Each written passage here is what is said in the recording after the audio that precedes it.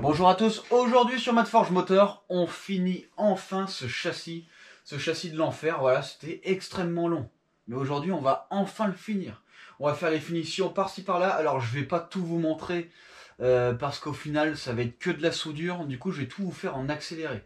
Voilà, parce que si je dois vous montrer à chaque fois, chaque tube, sur chaque endroit, pourquoi, etc., on va pas en finir. Voilà, donc aujourd'hui, on va s'intéresser du coup aux parois avant qui sont complètement terminées, évidemment. On va finir du coup quelques renforts arrière, on va finir quelques renforts avant. Voilà, et on va faire aussi l'emplacement de la batterie. Voilà, que je montre pas, mais la batterie va être placée côté passager. Voilà. Donc on va faire tout ça et après on va du coup peindre notre châssis. Avant de peindre notre châssis, en dessous de notre châssis ici, on va le peindre au framéto. Voilà, on va le peindre au pinceau avec un anti-rouille. Voilà, pour éviter que tout le bas du châssis rouille. On va peindre complètement tout le dessous. Tout le dessus, après, ce sera peint avec des bombes de peinture, la gris aluminium. Voilà. Ce sont des peintures anti-corrosion. C'est fait exprès pour les aciers. Voilà. Je crois que c'est de la peinture pour portail ou quelque chose comme ça. Spéciale haute résistante, etc., etc. Donc voilà, donc pour peindre tout le châssis, on va prendre à peu près, on va dire, 7 bombes. Voilà, 6 à 7 bombes. J'en ai commandé 8, comme ça, si jamais j'ai des retouches à faire, je pourrai toujours repeindre. Alors, ce qui est bien avec cette peinture, c'est qu'elle est conductrice. Donc, des fois, ça m'est arrivé, avec la peinture, on se rend compte qu'à des endroits, c'est pas terrible. Et bien, en fait, on peut reprendre par-dessus la peinture, il n'y a pas de souci. Voilà. Parce que quand on peint, les défauts ressortent. Ce qu'on voit pas forcément. Alors, on va voir aussi, du coup, que j'ai blindé complètement mes soudures. Hein. J'ai fait de la triple soudure sur tous mes tubes. Voilà. Donc ça va être un peu grossier visuellement, mais en attendant, au moins, on n'aura absolument aucun souci. Voilà. Donc aujourd'hui, on finit enfin notre châssis.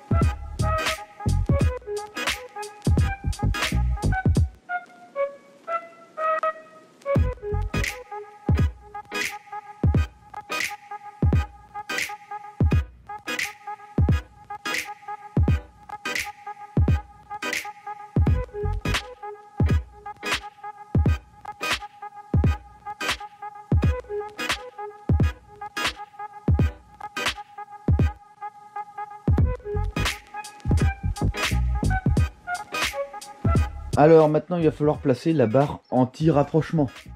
Non, il va falloir passer la barre anti-roulis, pardon. Donc ce qu'on peut faire, on pourrait très bien la mettre en hauteur. Voilà, mais ce qu'il y a, c'est que ça fait augmenter la hauteur aussi du centre de gravité parce que la barre anti-roulis est quand même assez lourde. Donc le seul emplacement que j'ai, c'est pas ici parce que là j'ai mon réservoir. Ici, j'ai mon radiateur. C'est juste derrière la barre anti-rapprochement ici. Donc juste derrière, j'ai de la place. Alors je vais utiliser une barre anti-roulis de Calibra.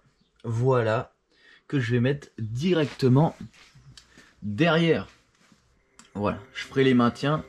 Et après, il va falloir forcément adapter la barre anti-roulis avec nos triangles. Voilà. Donc là, il n'y a plus qu'à faire l'emplacement. Et après, eh ben, du coup, on sera pas trop mal.